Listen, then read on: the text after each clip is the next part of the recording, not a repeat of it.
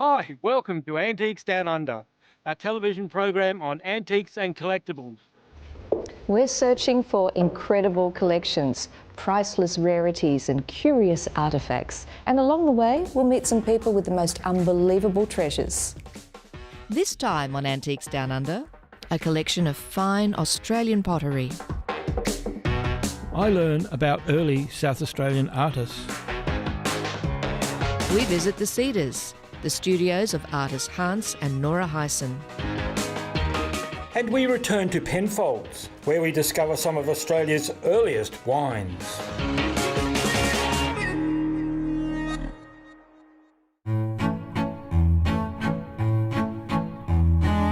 Michael Vardakis collects Australian pottery. Convict, colonial, mid-century, art pottery. Australia being such a young country, do we have a heritage of pottery? I think we have a bigger heritage than what most people understand. We had established potteries back in the 1850s, potteries such as Bendigo pottery and Fowler pottery, a little bit later Lithgow pottery. And those potters back then also were competing with the imported pottery from England, so their wares had to be of quite a good standard. And that's why a lot of them still exist today. Now we think Australian pottery. What about Australiana? You can't get more Australian than the Waltzing Matilda. No, you can't. Diana Pottery, which was based in Marrickville in the 1950s, produced a Waltzing Matilda jug, which had a musical element on the base, which would play the Waltzing Matilda tune. So Michael, here are the gorgeous Waltzing Matilda jugs. How do they work? It's quite simple, Claudia. They've got a toggle underneath that you wind up like any wind-up toy or musical box, and when you simply pick it up,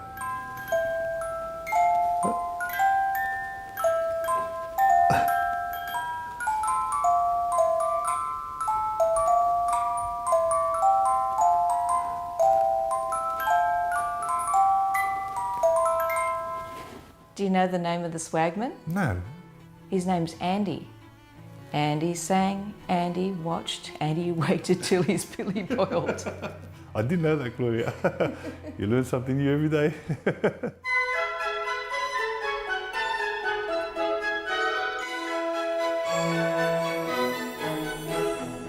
Michael, this Grace Seccombe collection is just delightful.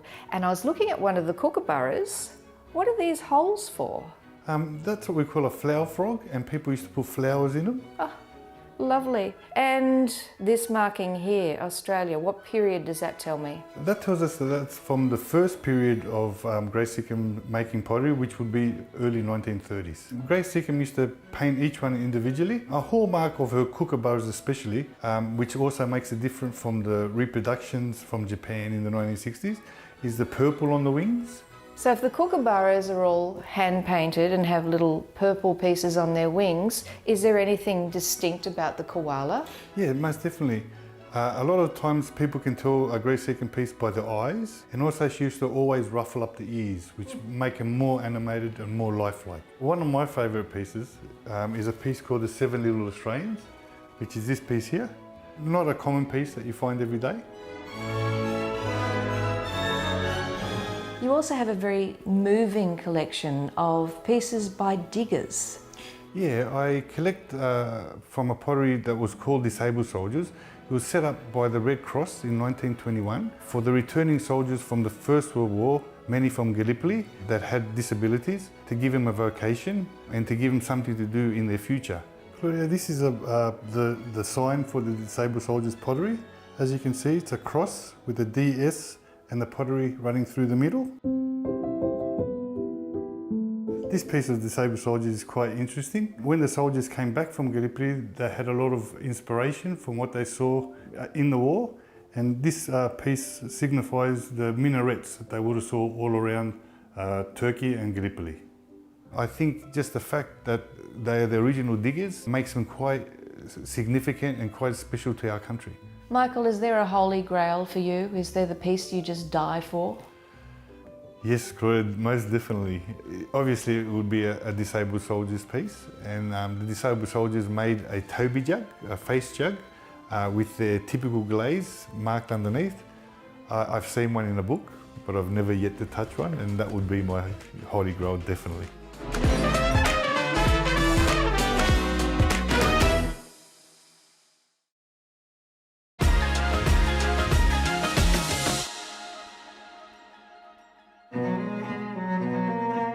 I'm at the Cultural Heritage Centre, which tells the story of celebrated artist James Ashton. Ashton immigrated to Australia from England and founded the Norwood Art School in Adelaide in 1886. One of his most promising students was a young Hans Heysen. Denise, tell us about Ashton and when he arrived and the impact on Ashton and how that relates to Hans Heysen. I think it's fascinating that Ashton arrives in January 1885 in a really hot summer's day. His first comment is he's blinded by the light and just goes, this light, it is extraordinary, the Australian landscape, because we forget he's come from a European winter. Now that kind of infected also Hans Heysen, but it was one of the things that I think Ashton deliberately and consciously spoke to his students about, and we only need to go and have a look at Ashton's paintings. Heysen actually took that lesson of looking at the light through plein air painting and noting that this separated Australian painting of landscape from the European schools. Well, I think it was also his physical interaction with the environment, this light. But I mean, the trees were his most important thing. He loved the gum trees, didn't he? He did. He managed to paint them in no other way that anyone else has. I think he believed that his interpretation of the Australian landscape had some other spiritual significance, and I think it's more than just the gum tree or the Australian landscape. He saw wonder and beauty in the landscape, and I think he appreciated nature as maybe God-given. One of the other things that also Ashton probably instilled in him was the art of drawing. Ashton actually got into a bit of trouble with H.P. Gill from the School of Arts and Crafts, because at this period in South Australia, it wasn't just the old European tradition of the academy, it was the impact of industrialisation that drawing and art had to be linked to some kind of industrial pursuit. And we're so lucky that Heysen didn't fall into that trap. There's a number of female artists too, who benefited from his teaching, because he had to earn an income. That's right. When he came back from Europe. There weren't jobs for artists, and I think this is the interesting thing too about Ashton and being at Norwood at that time, was that the council, the town of Kensington and Norwood, commissioned Ashton at his art school to paint the mares. I think one of the things too in East Adelaide that we forget in this period of the 1880s, late 1880s, 1890s, is that there were still open patches of countryside. We've got Second Creek running through, First Creek running through the town of Kensington, Norwood. Huge old pre-European gum trees. You didn't have to walk far from Norwood up the parade to Pyle's paddock at Kensington Gardens, where he used to go and sketch, and it goes back to our earlier conversation about light. Heysen never painted by artificial light, he painted by daylight. His studio was not connected. He loved to paint by candlelight and lamplight, and that probably links back to the notion of the Barbizon School, this understanding of nature, this acknowledgement that maybe industrialisation had taken something out of our life, that he had a bit more of a romantic view.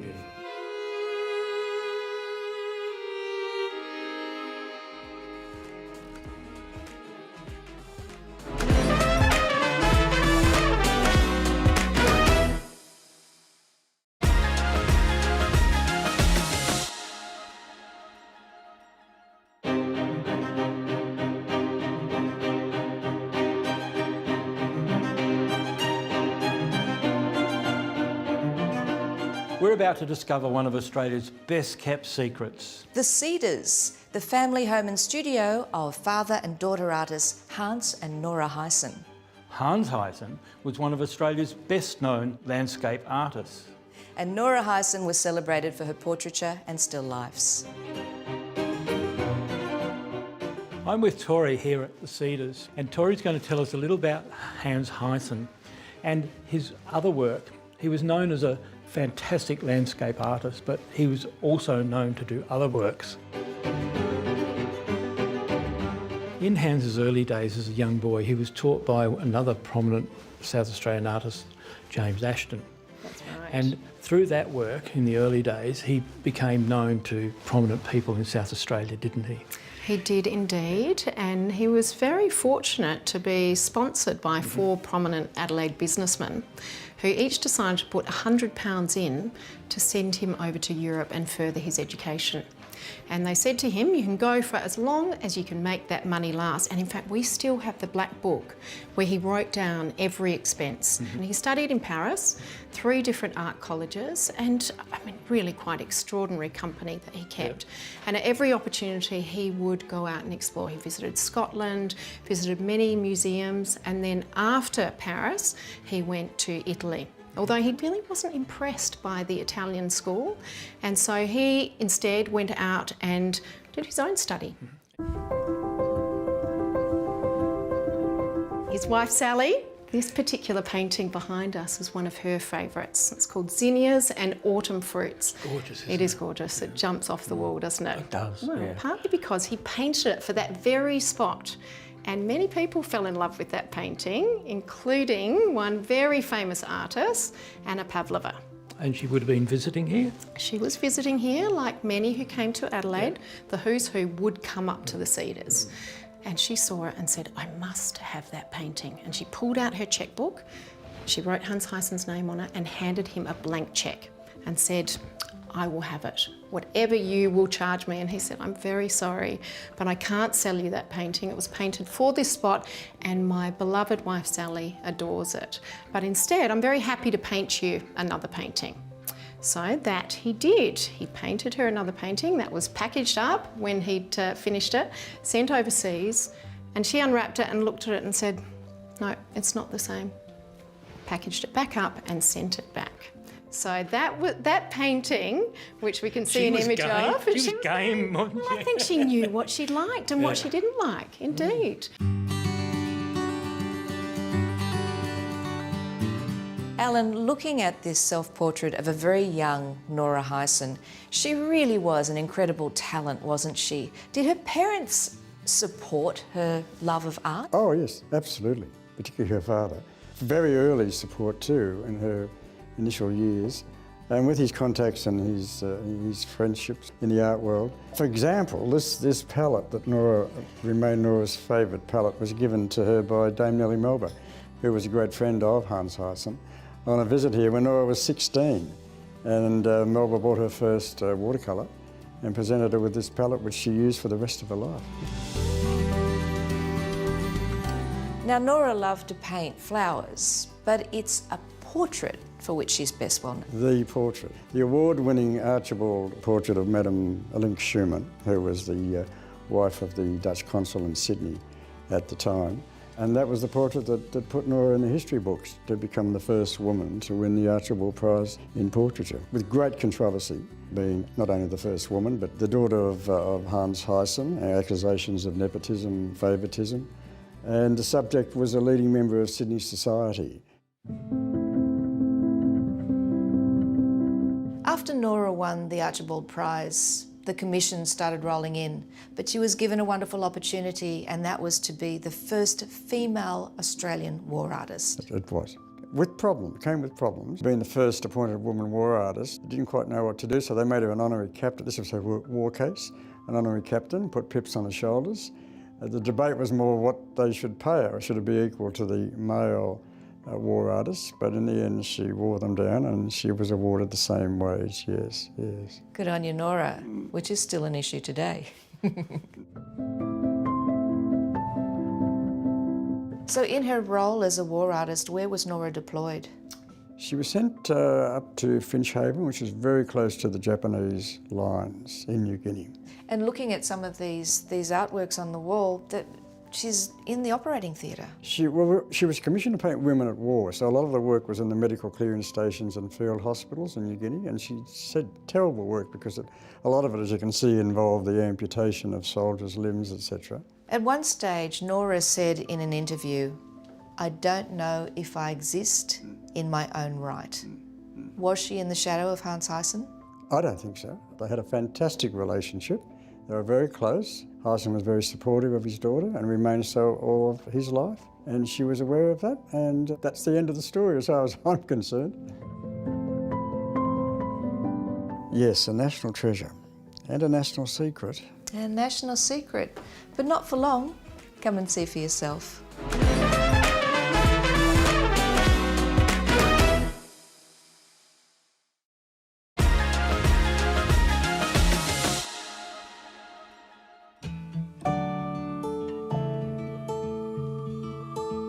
Christopher and Mary Penfold settled at McGill Estate in 1844. Astonishingly, that homestead still stands today. Gregory, come and have a look in the lounge room.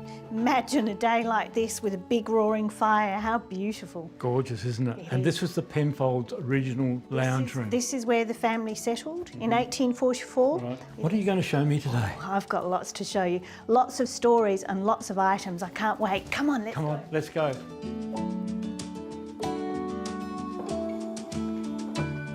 The vines look absolutely stunning at the moment, don't they? There was apparently a huge lemon tree over here. Was there? That we're hoping that we can replant, bring this garden back to the way it would have looked in its day. Gregory, welcome to the Leslie Penfold Highland Centre. This is where the family used to entertain their guests in the late 1800s, a tradition we still carry on today. So this is where our VIPs meet. Oh, Gregory, this beautiful item, a photograph of Christopher Penfold from 1834, just before he left to come to Australia. One that we still use today, but this is the original.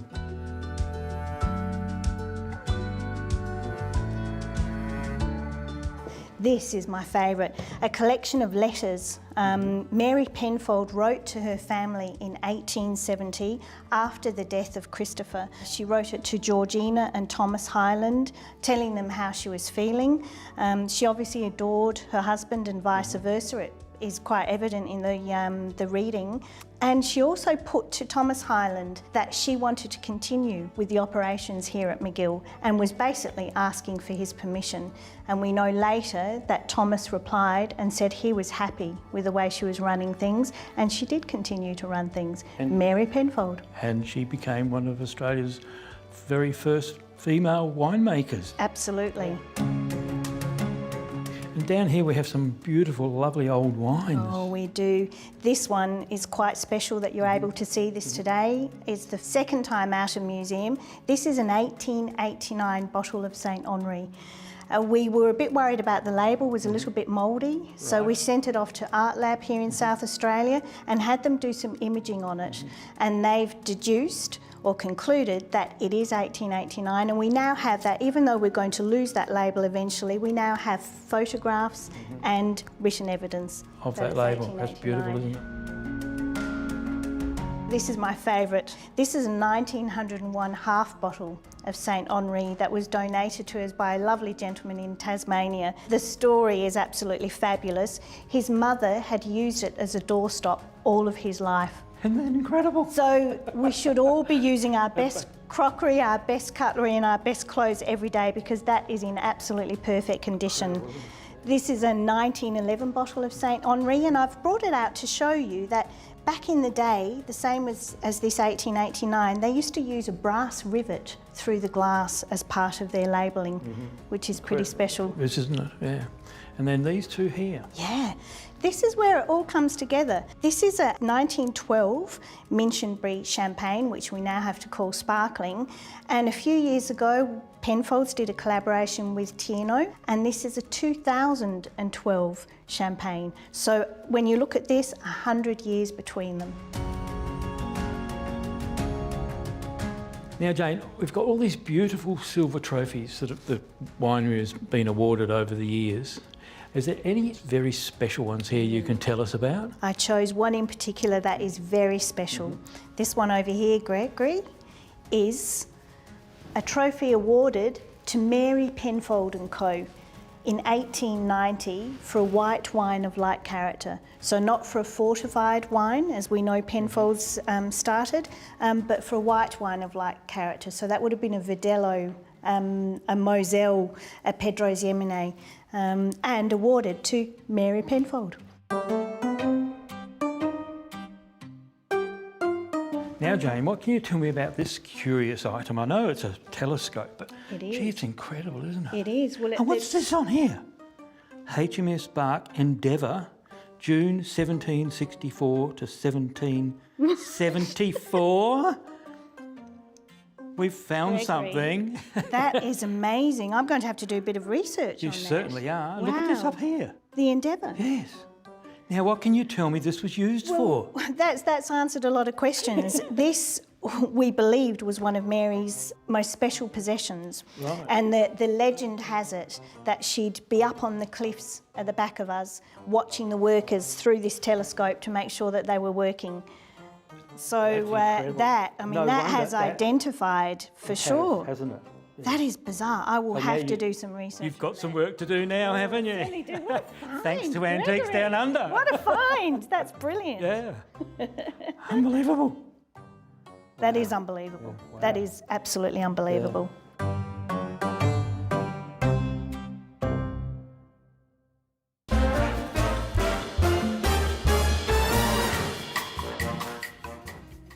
Well, it is a curious little object and some interesting guesses there, but Jane, would you like to tell us the real truth? Absolutely. Well, we are at a winery, Claudia, commonly nicknamed a yo-yo. It was used by the winemakers to lower into barrels or into casks to take samples of wine, pour it into the glass.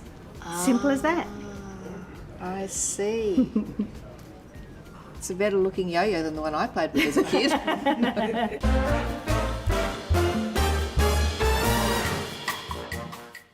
Claudia, we've been on a wonderful journey making many discoveries. Oh, we certainly have, Gregory, and we hope that you've enjoyed the journey with us. And we'll see you next time on Season 2 of Antiques Down Under.